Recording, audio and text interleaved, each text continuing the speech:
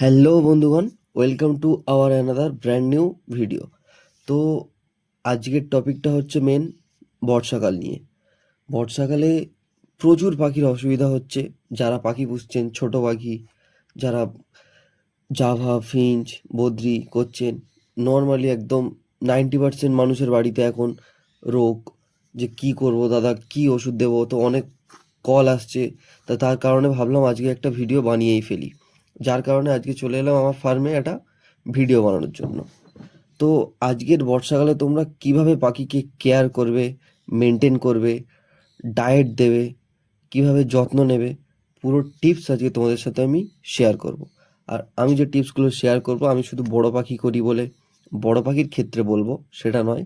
আমি যে টিপসটা বলবো তোমরা ছোট পাখির ক্ষেত্রেও অ্যাপ্লাই করতে পারবে, এবং বড় পাখির ক্ষেত্রে তো অবভিয়াসলি অ্যাপ্লাই করতে পারবে, কারণ আমি নিজে অ্যাপ্লাই করছি, যার কারণে আমি তোমাদের সাথে শেয়ার করছি। প্রথমত, যে খাবারটা আমরা দিই, যে সিড মিক্স, সেই সিড মিক্সটা যেন একদম টাটকা হওয়া দরকার। যে আমরা যে সিড মিক্সটা দিই, অনেক সময় টাটকা বলতে ভিজে ভাব থাকে। এই বর্ষার দিনে কোনো সানফ্লাওয়ার সিড, কুসুম দানা, কাংনি দানা, ছোট ঘাসের দানা যেটা দিই, যত রকম দানা ইউজ করো, দানাটা কোনো রকমে রসে না যায় বা ভিজে ভিজে ভাব যেন না ওঠে। বর্ষাকালে দেখবে ঘরের দেওয়াল যেমন ভিজে ভিজে ভাব হয়ে ওঠে, দানার ভিতরে ওরকম একটা ভিজে ভিজে ভাব থাকে। তো আমরা সবসময় দানাটাকে ওয়েল মেনটেন করে রাখবো, যেন দানাটা কোনো রকমে ভিজে ভিজে ভাব বা রসে ওঠা যেন না হয়, এবং দানাটা পুরো ফ্রেশ থাকে। যেমন আমরা হাতের মুঠোর ভিতরে নিয়ে চাপলে যেন সঙ্গে সঙ্গে সব দানা পড়ে যায়। এছাড়া আমরা যখন যারা কনুর করছি, তো কনুরের ক্ষেত্রে, সানকনুরের ক্ষেত্রে আমরা যে অনেক সময় বৃষ্টির দিনে কি করি, শুধু সিড মিক্স দিয়ে গেলে হয় না, এর সাথে কিছু হাই প্রোটিন খাবারও দিতে হয়। যেমন আমি ইউজ করি বাদাম, তার সাথে কিছু কিছু সময় আমি ইউজ করি তোমার আখরোট, যেগুলো বর্ষাকালে দেওয়া দরকার। এরপর নেক্সট চলে আসি, আমরা যে শাকসবজিটা পাখিকে দিই, শাকসবজি অঙ্কুরিত যে দানাটা দিই, ভিজিয়ে রেখে যে অঙ্কুর বার করে যে দানাটা দিই, তো সেই সব ক্ষেত্রে আমরা এইগুলো খুব ভালোভাবে মেনটেন করব। যে শাকসবজির মধ্যে আমরা যেরকম গরমের সময় যে সমস্ত রকমের শাকসবজি দিয়ে দিতাম, সেটা দেওয়া যাবে না। বর্ষাকালে কিছু বেছে বেছে শাকসবজি দিতে হবে, যার কারণে ছোট পাখি যাদের আছে তাদের ডায়রিয়ার প্রবলেম খুব হয়। বড় পাখির ক্ষেত্রে ডাজন্ট ম্যাটার। তো আমরা শাকসবজি, অঙ্কুরিত বীজ পাখিকে দেব বর্ষাকালে। পাখির শরীরের ইমিউনিটি পাওয়ার বুস্ট করবে, এবং হাই প্রোটিন অঙ্কুরিত বীজ, যার কারণে পাখির শরীরে কোনো ঝিমোনো ভাব আসবে না। 3 নম্বর পয়েন্ট হচ্ছে, জলের যে পাত্রটা আমরা দিই, এই পাত্রটা বর্ষাকালে পরিষ্কার রাখতে হবে।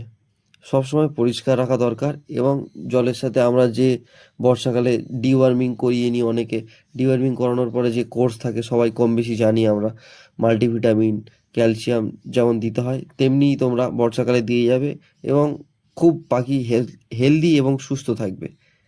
ভিটামিন সাপ্লিমেন্ট, এর সাথে এখন আর্দ্রতা, বর্ষাকালে সবসময় আর্দ্রতা বেশি থাকে, যার কারণে আর্দ্রতা এড়ানোর জন্য আমাদেরকে ভিটামিন সাপ্লিমেন্টটা ইউজ করা মাস্ট দরকার। যার কারণে আমরা এখনও পাখি দেখছো গা ফুলে বসে আছে, সানকনুর, পাইনাপেল কনুর, অনেক ক্ষেত্রে দেখেছি আমি, অনেকজন ফোন করেছে, অনেক ভাই ফোন করেছে যে গা ফুলিয়ে বসে আছে। তো এর প্রধানত কারণ আর্দ্রতা। বাতাসে আর্দ্রতার কারণে অনেক সময় দেখে মানুষের শরীর খারাপ হচ্ছে, জ্বর আসছে, যার কারণে আমরা অ্যান্টিবায়োটিক ইউজ করি। এবং এইগুলো যেন ইউজ না করতে হয়, পাখিকে পুরোপুরিভাবে সুস্থ রাখবে, যার কারণে আমাদেরকে পাখির শরীরের আর্দ্রতা মেনটেন করতে হবে। এবং পাখির শরীরে আর্দ্রতা মেনটেন করতে গেলে আমাদের ভিটামিন সাপ্লিমেন্ট পাখিকে এখন ইউজ করতে হবে। এবং পাখির শরীরের পালক, দেখবে অনেক সময় পাখির শরীরের পালক ভিজে ভিজে ভাব থাকে, এবং অনেক সময় দেখে একটা পালক আরেকটা পালকে জড়িয়ে আছে, মনে হচ্ছে পাখি কিন্তু শুকনোই আছে, কিন্তু দেখলে মনে হয় যেন পাখি ভিজে আছে। তো এই কারণগুলো যাতে না হয়, তার কারণে আমরা খাঁচাকে পরিষ্কার রাখবো, শুকনো রাখবো, এবং খাঁচার পাশে আমরা যদি পারি অল্প সময়ের জন্য, কিছুক্ষণের জন্য 100 ওয়াটের বাল্ব বা 60 ওয়াটের বাল্ব, যার যেরকম সামর্থ্য, যেরকমভাবে অ্যাডজাস্ট করতে পারবে, যদি এরকম কোনো পাখির দেখে থাকো, তো সেই ক্ষেত্রে তোমরা অ্যাড করতে পারো। যার কারণে পাখির শরীরের যে আমাদের একটা উষ্ণতা থাকে মানুষের শরীরে, সেই উষ্ণতা যেন ড্রপ না হয়ে যায়, সেই দিকটা আমরা খেয়াল রাখবো, এবং পাখির শরীরের উষ্ণতাকে আমরা মেনটেন করে রাখবো। এবং দেখো প্রায় বেশিরভাগ সময় আমরা বর্ষাকালে জানলা বন্ধ রাখি, যার কারণে একটা আবদ্ধ পরিবেশ তৈরি হয় এবং এই আবদ্ধ পরিবেশের ভিতরে থাকতে থাকতে পাখি অনেক সময় ইরিটেট ফিল করে এবং এগুলো এদেরকে ফিল করানো যাবে না, যার কারণে খাঁচার ভিতরে আমরা নারকেলের ছিবড়ে বা কোনো দোলনা জাতীয় জিনিস বা শানকনুর বা পাইনাপেল কোনো যাদের আছে তাদের সাথে পাখির সাথে একটু টাইম স্পেন্ড করা, কথা বলা, যার কারণে পাখিগুলো একটু ছটপটে এবং চনমনে থাকবে এবং পাখি দেখবে বর্ষাকালে একটু ঝিমিয়ে পড়ে, অলরেডি সবার ঘরেতে ঝিমিয়ে পড়ে, বাট আমার ঘরে দেখতে পাচ্ছ তোমরা পাখিগুলো পুরোটাই হেলদি আছে এবং আমি খাবার দেওয়ার সাথে সাথেই এরা খাবার গ্রহণ করতে চলে আসছে। এবং বাদাম আমি এখন তোমাদের সাথে এই সিড মিক্সটা যেটা বানাচ্ছি এবং এটা আমি দেবো, দেওয়ার সাথে সাথে এরা সঙ্গে সঙ্গে খেতে চলে আসবে এবং ভিডিও তোমরা শেষ পর্যন্ত দেখো, দেখলে বুঝতে পারবে যে পাখি কতটা এই বাদামের জন্য এই কিছুর জন্য অ্যাক্টিভিটি থাকে এবং অ্যাক্টিভ থাকে এই জিনিসগুলো খাওয়ার জন্য। তো তোমাদের পাখিকেও সেম এরকম হেলদি রাখার জন্য এই ছোট্ট ছোট্ট কিছু গুরুত্বপূর্ণ টিপস যদি তোমরা মেনটেন করে চলো, তো তোমাদের পাখি বর্ষাকালে বৃষ্টির দিনে কোনো রকম প্রবলেম হবে না। আশা করছি, আমি নিজে করেছি যার কারণে আমি ভাবলাম যে ভিডিওটা আজকে তোমাদের সাথে শেয়ার করি, কারণ অনেক ভাই দাদা আমাকে কমেন্ট করছে যে পাখি এরকম বর্ষাকালে ঝিমিয়ে গিয়েছে বা কিছু হয়েছে, কি ওষুধ দেবো পাখিকে? ওষুধ না দিয়ে এই সামান্য কিছু ট্রিটমেন্ট, আমি যে 7-8টা পয়েন্ট বললাম এই পয়েন্টগুলো যদি তোমরা মেনটেন করো, তো আশা করছি তোমাদের কোনো পাখি আপাতত ঘরে যেগুলো অসুস্থ আছে তারা খুব তাড়াতাড়ি রিকভার হয়ে যাবে এবং এদের ঝিমোনো অভ্যাস নেই, থাকবে না। আমার কেজে প্রত্যেকটা পাখি দেখতে পাচ্ছ যে কতটা চঞ্চল।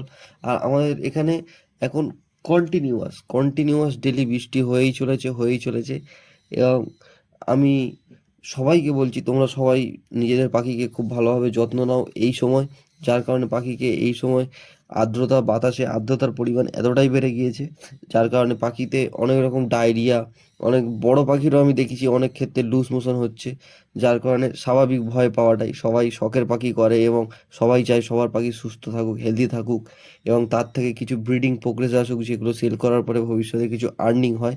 তো এই পাখি যদি অসুস্থ হয়ে যায় তো তোমাদের পাখি ব্রিডিং কোনো মতেই আসবে না, পাখি যদি সুস্থ না থাকে সে ব্রিডিং করবে কি করে? আশা করছি আমি যে টপিকটুকু বললাম সে কটা তোমরা মেনটেন করবে এবং তোমাদের পাখি সুস্থ রাখবে। দেখা হচ্ছে নেক্সট ভিডিওতে।